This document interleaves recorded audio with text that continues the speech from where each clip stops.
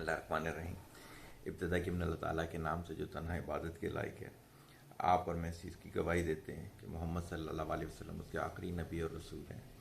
آپ اور میں اس چیز پہ بھی کمیٹیڈ ہیں کہ علم کا ماخذ قرآن مجید اس تک پہنچنے کا راستہ میرے نبی کی سنت۔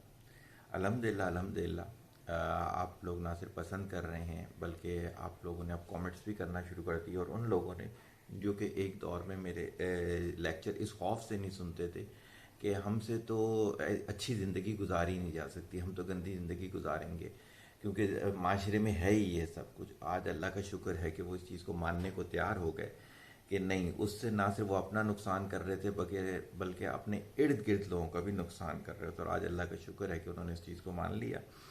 الحمدللہ تاکراتوں کا سلسلہ شروع ہو گیا ہے۔ اللہ تعالیٰ آپ کو سمجھ کے ساتھ عبادت کرنے کی توفیق عطا فرمائے، اور اس کی برکتیں جو کہ 1000 سال سے بھی جو ہیں زیادہ ہیں وہ حاصل کرنے کی توفیق عطا فرمائے۔ انشاءاللہ تعالیٰ ہم اس پر بھی کوئی نہ کوئی سیشن کریں گے۔ آ جاتے ہیں ہم آیتوں پر تاکہ آپ کا زیادہ وقت ضائع نہ ہو۔ اچھا جی، میرے سامنے جو ہے سورہ نبا کی آیت نمبر 4 ہے۔ ہم نے تمہاری نیند کو آرام کا سبب بنایا۔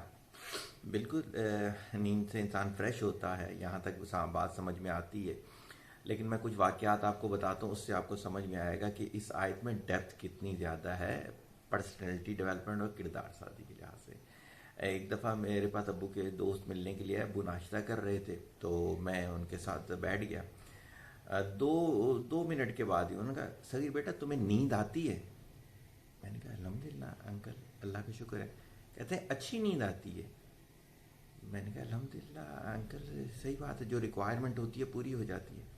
کہتے ہیں اللہ کا شکر ادا کیا کرو، مجھے نہیں آتی۔ میں نے کہا کیا مطلب؟ کہتے ہیں کہ مجھے دل کی تکلیف ہے، جب تک میرا بائی پاس نہیں ہوگا نا تو کیا ہوتا ہے کہ میں ایسے کر کے سو نہیں سکتا، سانس اکھڑ جاتی ہے، تو ایک خاص پوزیشن پہ میں لیٹتا ہوں، وہ بھی 10 منٹ سے زیادہ نہیں۔ تو کہتے ہیں اللہ کا شکر ادا کیا کرو۔ میں نے کہا بالکل۔ اس دن مجھے پہلی دفعہ یہ آیت سمجھ میں آئی۔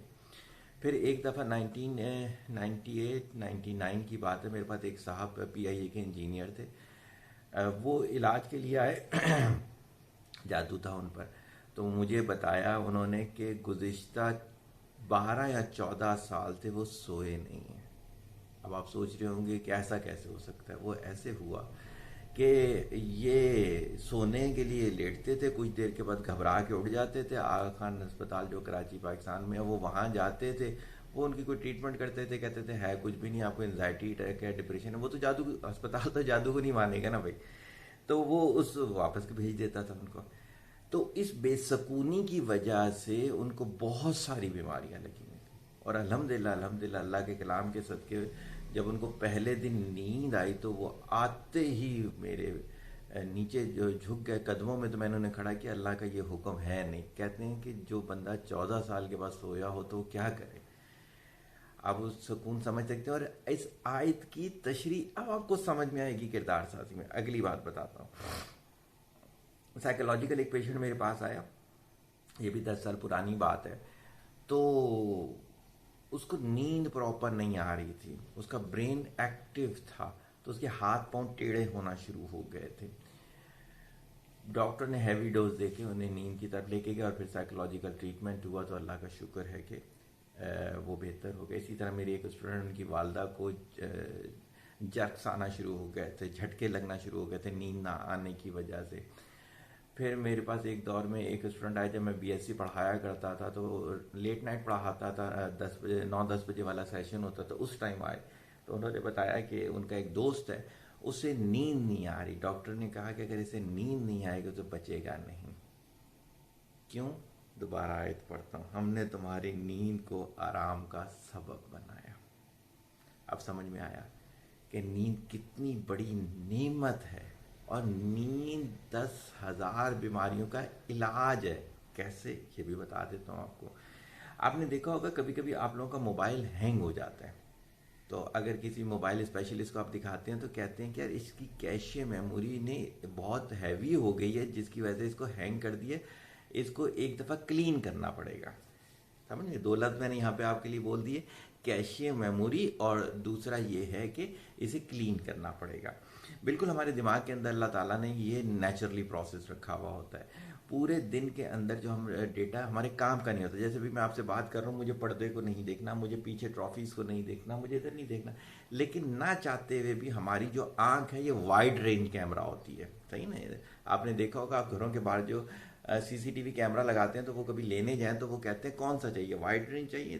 وائڈ رینج یہ کیا، وہ یہاں تک بھی کور کر رہا ہوتا ہے. یہ ہماری آنکھ جو ہے یہ وائڈ رینج ہوتی ہے، یہ نہ چاہتے ہوئے بھی سب ڈیٹا کور کر رہی ہے.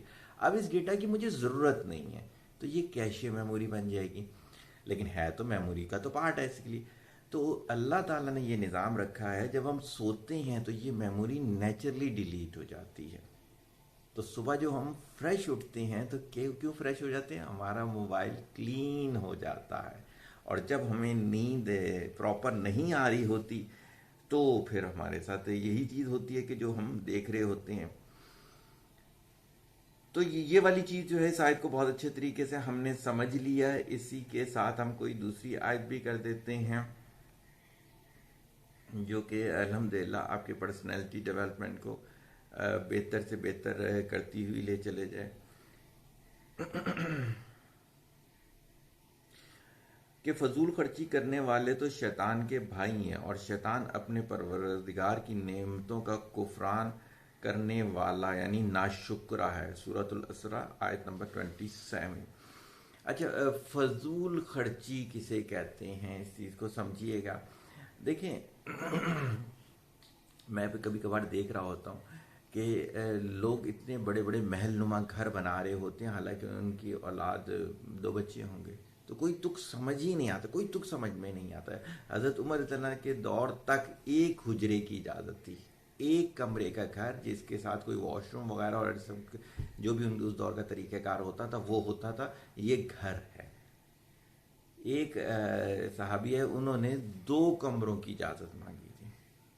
بات سمجھ میں آ رہی ہے؟ یہ ضرورت تھی.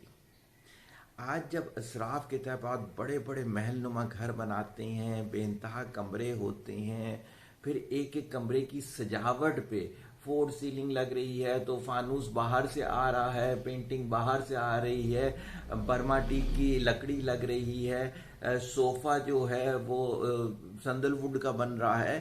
ان کی یہ وہ چیزیں ہیں جو کہ اپنے نفس کو خوش کرنے کے لیے ہیں. ایک تو چیز ہے نا ضرورت، جیسے میں نے کپڑے پہنے، میری ضرورت ہے نا کپڑے پہننا. ایک یہ ہے کہ میں اس پہ جو دھاگا استعمال کروں وہ دنیا میں کسی ایک جگہ استعمال ہو، نابالغ بچی کے ہاتھ کا بنا ہوا ہو تاکہ نازک ہو. یہ فضول خرچی ہے. اسراف اور تبذیر دوبارہ پھر کسی اس میں بتا دوں گا. ضرورت کی چیز میں زیادہ استعمال کرنا اسراف ہے، جو ضرورت ہے ہی نہیں اس کو استعمال کرنا تبذیر ہے، بڑا گناہ آتا ہے. لیکن یاد رکھیں یہاں پر جو آیت بتا دی کہ فضول خرچی کرنے والے شیطان کے بھائی ہیں. ہماری ایک آنٹی ہیں، اللہ تعالیٰ خوش رکھے، بیمار ہیں بہت زیادہ. وہ کیا تھا کہ ان کو اپنے بچوں کو پتا تھا، اسی حساب سے روٹیاں پکاتی تھیں. صحیح ہو کہ تاکہ ان کو کم نہ پڑ جائیں. ایک آدھی روٹی بچ جاتی تھی. صحیح ہو گئی. کیا ہوتا تھا، کوئی بھی سوالی گزر رہا ہوتا تھا سالن کے اس کے ساتھ. اچھا وہ کیا ہوتا تھا، بچے جو آئس کریم کھاتے ہیں نا چھوٹے چھوٹے کپ، وہ کبھی بھی نہیں پھینکتی تھی. بڑی یونیک بات بتا رہا ہوں آپ کے لیے، بڑے کام کی بات ہے اس کے لیے. تو کیا ہوتا تھا، جب بھی کوئی سوالی آتا تھا اس برتن میں وہ سالن ڈالتی تھی اور وہ روٹی اسے دے دیتی تھی. صحیح. ان کے گھر میں کبھی بوسی ٹکڑے نہیں ہوا کرتے تھے. پھر انہوں نے مجھے باتوں باتوں میں ایک دفعہ بتایا، کہتے ہیں بیٹے کہ کبھی کبھار سوال ہی نہیں بھی آتا، اس لیے کہ جس جگہ وہ رہتی تھی اندر کر کے تھوڑی تھی، تو کیا کرتی تھی وہ روٹیوں کے ٹکڑے کر کے پتہ نہیں کوئی ایک ڈش بنا دیتی تھی. تو وہ خود کھا لیا کرتی. جیسے ہماری والدہ جو پرانی روٹیاں ہوتی تھی اس کو توڑ کے چنے کی دال کے ساتھ ایک ڈش بناتی تھی، بہت مزیدار ڈش ہوا کرتی تھی. مجھے لگتا ہے کہ وہ آنٹی بھی اس طرح سے کرتی تھی، فضول خرچی سے بچتی تھی. صحیح ہے. جیسے فار ایگزامپل ضرورت سے زائد چیز پہ زکوٰۃ ہے. یاد رکھیں کتنا پیارا اللہ تعالیٰ نے فارمولہ بتا دیا. اب آپ کا ایک موبائل ضرورت کا ہوگا، حد سے حد ہوئی تو 2 موبائل ضرورت کے ہوں گے، 3 4 موبائل رکھنا. ایک لیپ ٹاپ ضرورت کا ہوگا، 2 لیپ ٹاپ ضرورت کے ہوں گے. میں ایسے لوگوں کو بھی جانتا ہوں جنہوں نے بے انتہا اپنے پلاٹ لے کے رکھے ہوئے ہیں اور ان کے بچوں کی زندگیاں جو ہیں وہ آزمائش والی ہیں، کیونکہ تربیت پہ تو کام ہی نہیں کیا نا، نفس کو خوش کر رہی ہیں۔ بلکہ مجھے تو کسی دن بتایا کہ اور ہونا تھا ایسا کہ ان کی اولاد تو ان کی عزت بھی نہیں کرتی، وہ نہیں تھی۔ جب انہوں نے اپنی نفس کی پوجا کی ہے تو ان کی اولاد بھی نفس کی پوجا کرے گی۔ کب تک پوجا کرے گی؟ جب تک ان کو، ان کے بچوں کو کوئی ایسا مینٹور نہیں مل جاتا جو کہ خود بھی اللہ کے قریب ہو اور ان کو بھی اللہ کے قریب لے کے جائے۔ یاد ہوگا میں نے پیرنٹنگ کے لیکچر میں یہ چیز بتائی تھی، آپ کا اپنے بچوں پر سب سے بہترین کیا ہے؟ اچھی تعلیم و تربیت دینا۔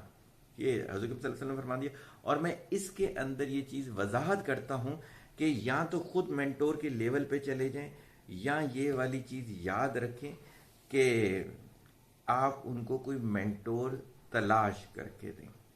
اگر آپ ان کو کوئی مینٹور تلاش کر کے نہیں دیتے تو پھر آپ کے لیے بھی وہ پرابلم بن جائیں گے، اور ویسے دوسروں کے لیے بھی وہ پرابلم ہوں گے ہی ہوں گے۔ میرا خیال سے ایک اور آیت سمجھ میں آ رہی ہے، لیکن 10-11 منٹ ہو گئے، اتنا زیادہ وقت آپ لوگوں کا نہیں لیتا۔ بہت اچھا چل رہا ہے، بہت اچھا چل رہا ہے، اسی طرح کامنٹس بھی کریں، اور میں نے آپ سے کہا تھا کہ اوپن ہے، کوئی ایسی بات نہیں، جو کامنٹس کرنا ہے کریں۔ اچھا، اس کے علاوہ یہ ہے کہ شیئر بھی کریں، لائک کا میں نے کہا تھا کہ سمجھ میں آتا ہے تو لائک کریں، بالکل صحیح بات ہے، اور سمجھ میں آتا ہے تو شیئر بھی کریں۔ اور آخری اشرے کے لیے یہ ہے کہ دعا کر رکھیں ہمارے لیے بھی، کہ انشاءاللہ تعالی رمضان کے بعد کے جو آپ لوگوں کے میں نے پروجیکٹ سوچے ہوئے ہیں، جو اللہ تعالیٰ نے اسی میں سے نکال کر دے دی ہیں، اس میں بھی اللہ تعالیٰ برکت ڈالے۔ اللہ تعالیٰ آپ کو طاق راتوں کی جو ہے برکات حاصل کرنے کی توفیق عطا فرمائے، ہمیں بھی اللہ تعالیٰ طاق راتوں کی برکات حاصل کرنے کی توفیق عطا فرمائے۔ جو رمضان بچا ہے اللہ تعالیٰ اس میں سے زیادہ سے زیادہ ہدایت حاصل کرنے کی توفیق عطا فرمائے۔ طالب دعا، محتاج دعا، السلام علیکم۔